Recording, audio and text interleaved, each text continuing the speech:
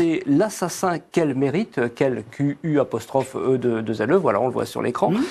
C'est le deuxième tome, en fait, d'une série qui est inaugurée par Lupano et Corboz.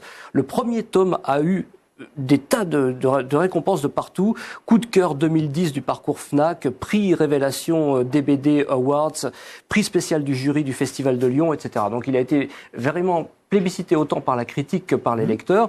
C'est l'histoire, en gros, ça se passe à Vienne, cette fois, en 1900, et c'est l'histoire de deux jeunes aristocrates richissimes mais désœuvrés qui décident de faire une expérience. Alors ils prennent un monsieur tout le monde, voilà, ils choisissent un garçon et ils l'abreuvent de largesse, de luxure, de tout ce que vous voulez. Voilà, le gars, il est parti dans une voie un petit peu dangereuse grâce à ces deux fameux amis là. Et puis du jour au lendemain, il laisse tomber leur ami qui s'appelle Victor. Je crois que j'ai vu ça au cinéma. Voilà, peut-être bien. Et ils le transforment, en fait, ils veulent absolument en faire un ennemi de la société. Donc c'est un roman noir, en réalité. On nous montre comment une personne lambda peut être pourrie par voilà, la richesse, la luxure, tout ce qu'on veut. Et c'est la description de cette descente aux enfers qui est extrêmement bien faite. Et ça, c'est le tome 3, c'est quoi? C'est le tome 2. C'est le tome 2. Donc je pense qu'il y aura une suite, puisqu'on s'arrête sur trois petits points. Je vous donnerai pas le détail complet de cette histoire, mais on suit effectivement la dérive de ce garçon, Victor, qui finalement il a fait des bêtises, mais c'est son père qui se retrouve emprisonné.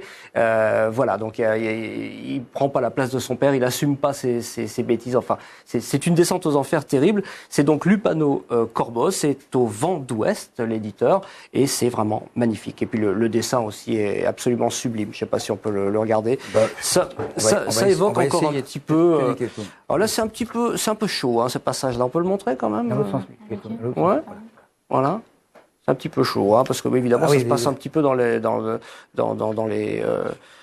bordels de, on peut le dire comme ça, de Vienne. Et aussi tout ça, ça se passe évidemment sur fond de racisme anti-juif, puisque le fameux Victor est recueilli dans une famille qui est particulièrement hostile au milieu juif, et c'est à Vienne en 1900. Donc c'est ce qui va se passer par la suite. Les fameuses Lupano pour le texte et Corboz pour le dessin. L'assassin qu'elle mérite, c'est le tome 2 d'une série donc qui est publiée chez Vent d'Ouest. Voilà, Bob Garcia, merci.